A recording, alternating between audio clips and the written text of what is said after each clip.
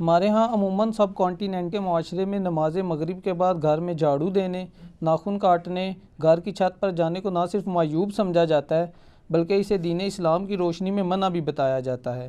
کیا واقعی اسلام میں ان اوقات میں کام کاج کرنا منع ہے؟ اگر ہاں تو پلیز اس کی حکمت بھی بتا دیں۔ پہلے تو کیٹاگوریکلی سن لیں کہ یہ ساری کی ساری ہندوانہ توہمات ہیں جو ہمارے معاشرے میں آ گئی ہیں۔ ایک چیز ضرور ہے، صحیح بخاری اور مسلم کی متفق علیہ حدیث ہے، نبی صلی اللہ علیہ وآلہ وسلم نے فرمایا کہ جب مغرب کا وقت ہو جائے تو اپنے بچوں کو باہر نہ نکالو۔ اس وقت شیاطین نکلتے ہیں اور وہ بچوں کو اچک لیتے ہیں۔ اور بخاری اور مسلم میں حدیث ہے کہ مغرب کے بعد اپنے گھروں کے دروازے کو بند کر دو اور بسم اللہ پڑھ کے بند کرو تو شیطان بھی نہیں کھول پائے گا، ورنہ تو یہ جو لوگ کہتے ہیں نا ہم جنات سے اتنا کام لیتے ہیں، تو کوئی بینک سے پیسے چوری کروا کے بتائیں، دنیا کا نظام نہیں چل سکتا۔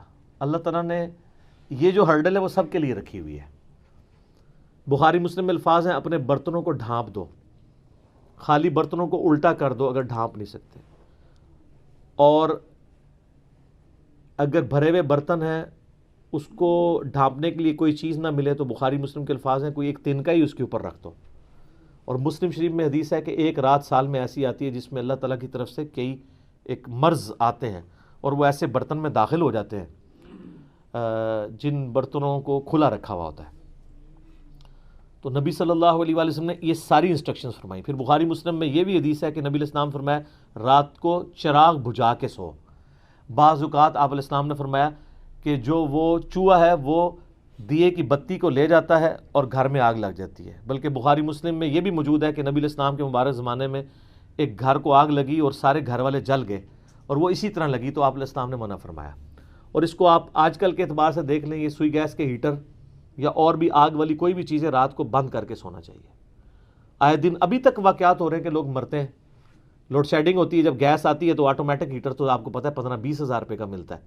ہمارے جو عام 2,5-3 ہزار والے ہیں ہیٹر، یہ تو جب گیس آئے گی تو دوبارہ چلنا شروع ہو جائیں گے، اور ظاہر ہے وہ پائلٹ بھی بجھ گیا ہوتا ہے۔ ایک ظلم تو یہ کر رہے ہیں نا، اتنی گیس لے جاتے ہیں کہ پائلٹ بھی نہیں جلتا۔ اگر پائلٹ جلتا رہے نا تو دوبارہ گیس آئے تو ہیٹر چل اٹھے۔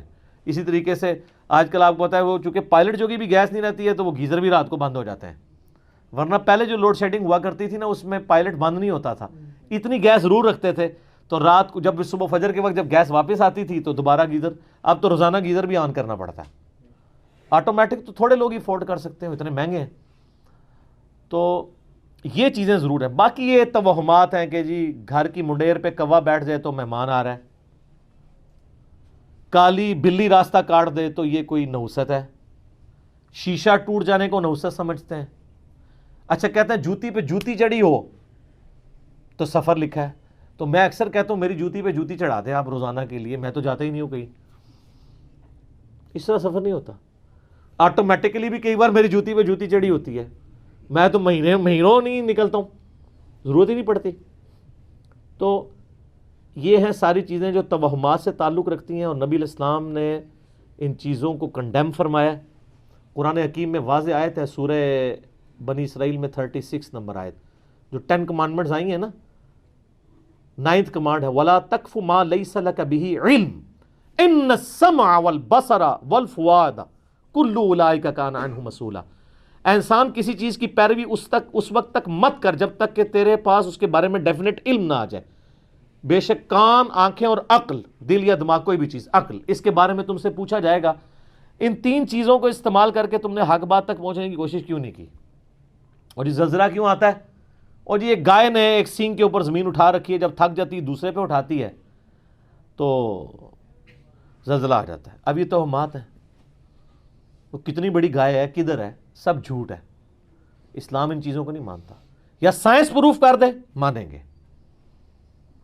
ایکوائرڈ نالج بھی ڈیفینیٹ ہے، ریویلڈ نالج بھی ڈیفینیٹ ہے، لیکن ایکوائرڈ نالج وہ جو یعنی سرٹیفائیڈ ہو تجربات سے۔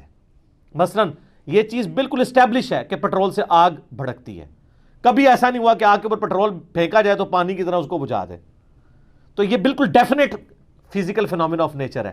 یہ قرآن و سنت کی طرح حجت ہے، اتنا حجت ہے کہ آپ دیکھیں حضرت ابراہیم علیہ السلام نے نمرود کو جس دلیل پہ خاموش کروایا تھا وہ ہے ہی یہی تھی کہ میرا رب وہ ہے جو مشرق سے سورج نکالتا ہے، اگر تو رب ہے تو مغرب سے نکال کے بتا، تو ہکا بکا رہ گیا تھا کافر.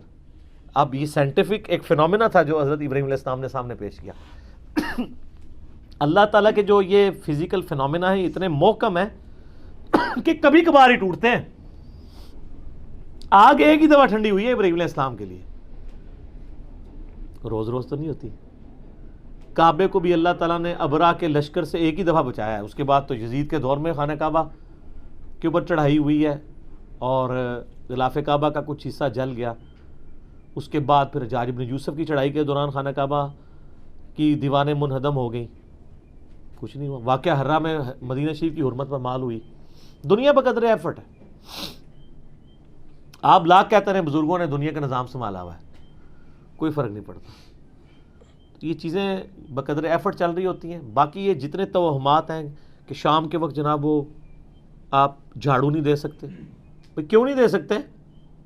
کامن ہے. ناخن نہیں کاٹ سکتے. اور میں نے تو گھروں میں لڑائیاں ہوتی دیکھی ہیں اس بات کے اوپر.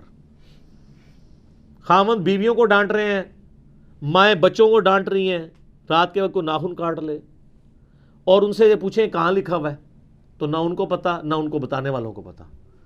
سارے سنا کے سننی ٹنی پڑھ پڑھا کے سننی بنو. اسلام میں کوئی ایسی چیز نہیں ہے کہ آپ اس کی بنیاد کے اوپر لوگوں کو مصیبت میں ڈال دیں. جو چیزیں منع کرنے والی تھی وہ کر دی گئی ہیں. وہ میں نے آپ کو بتا دیا کہ رات کے وقت بچوں کا نہیں نکالنا آپ نے، مغرب کے وقت وہ ساری چیزیں اپنی جگہ موجود ہیں. اچھا ہوتی کوئی یعنی 10 چیز موجود ہے، اس کے ساتھ صفر لگا کے اس کو 100 کر دیتے ہیں، کوئی اور صفر لگا کے 1000 کر دیتا ہے. اس طریقے سے بڑھاتے چلے جاتے ہیں، غلوف کرتے جاتے ہیں. حقیقت میں وہ چیز بڑی تھوڑی ہوتی ہے. اس طریقے سے دین میں خود ایگزیجریشن کرنا، لڑائی جھگڑے کرنا. بھائی صفائی تو نصف ایمان ہے. صحیح مسلم میں 534 نمبر حدیث ہے، صفائی نصف ایمان ہے. وہ صفائی کے لیے کوئی ٹائمنگ نہیں بتائے گی، جس وقت مرضی آپ کریں صفائی. اچھا جن چیزوں میں ٹائمنگ بتائی تھی اس میں کوئی فالو نہیں کرتا. سورہ نور اٹھا کے دیکھیں، اللہ تعالیٰ نے 3 اوقات میں کسی کے گھر جانے سے منع فرمایا. ارلی ان دا مارننگ، دوپہر کے وقت اور رات کے وقت. تو مجھے تو بڑا غصہ آتا ہے ایسے لوگوں پہ جو عشاء کے بعد جو ہے وہ مہمان بن کے تو منہ اٹھا کے آ جاتے ہیں. تو میں تو بالکل اسٹریٹ فارورڈ ہوں. میں دروازے پہ آ کہتا ہوں نہیں میرا ٹائم نہیں جی، انشاءاللہ پھر ملیں گے. اس کو لوگ بد اخلاقی سمجھتے ہیں، حالانکہ یہ عین اخلاق ہے، یہ میرا حق ہے. مس بیل نے بار بار دینا ایک بہت ہے. مجھے ضرورت ہوگی میں دوبارہ کال کر لوں گا، اگر نہیں کرنی 50 کے بعد بھی نہیں کروں گا. آپ کو کسی نے حق نہیں دیا کہ آپ میری زندگی میں انٹرفیئر کریں. بخاری مسلم میں حدیث ہے، نبی علیہ السلام فرمایا اگر کوئی کسی کے گھر میں جھانک رہے نا اور وہ آگے سے نیزہ مار کے اس کی آنکھ بھی نکال دینا، اس پہ کوئی قدغن نہیں ہے. آپ اسے بد اخلاقی سمجھیں گے کہ یار وہ جھانکنے سے کیا ہو گیا تھا، آنکھ نکال دی. بھئی اسلام تو یہی کہتا ہے، سختی ہے. خود نبی علیہ السلام نے ایک صحابی کو یہ کہہ دیا تھا کہ اگر میں جان رہا ہوتا تو میں تیرے ساتھ کر دیتا. حتیٰ کہ بخاری مسلم میں یہ بھی حدیث ہے کہ دروازہ کھٹکھٹاؤ، دستک دو، جواب آ جائے تو ٹھیک 3 دفعہ، ورنہ واپس چلے جاؤ. اس بات کا برا بھی نہ مانو. یہ کیوں ہے؟ کوئی اگلے کی مرضی نہیں ہے، نہیں ملنا چاہتا آپ سے، کیوں آپ اس کو مجبور کر رہے ہیں؟ تو یہ سب کی سب چیزیں ہمارے معاشرے میں توہمات چل رہی ہیں. انہی میں سے یہ بھی ہے. اسلام یا ایکوائرڈ نالج کو مانتا ہے یا ریویلڈ نالج کو. سر پھر گورے کو اسلام ہے نا. گورے کو آپ کہہ دینا کالی بلی آگے سے راستہ کاٹ دے تو نحوست ہے، وہ مانے گا؟ ایمانداری سے مجھے بتائیں. نان سینس، کیا بات کر رہے ہو؟ نہیں مانے گا. آپ کے اعتقادات جو ہیں وہ گوروں سے بھی گئے گزرے ہیں. اور کر کے دیکھ لیں آپ، یہ جو آسٹریلیا کی ٹیم آپ کے ساتھ کر رہی ہے، ان کے آگے کہ کالی بلی پھینکے پھر تو انہوں 3 سینچری مارے گا وارن. کچھ بھی نہیں ہونا. دنیا بقدر ایفرٹ ہے. اس طرح سے کچھ بھی نہیں ہونا. ساری کی ساری چیزیں توہمات ہیں. ٹھیک ہو گیا؟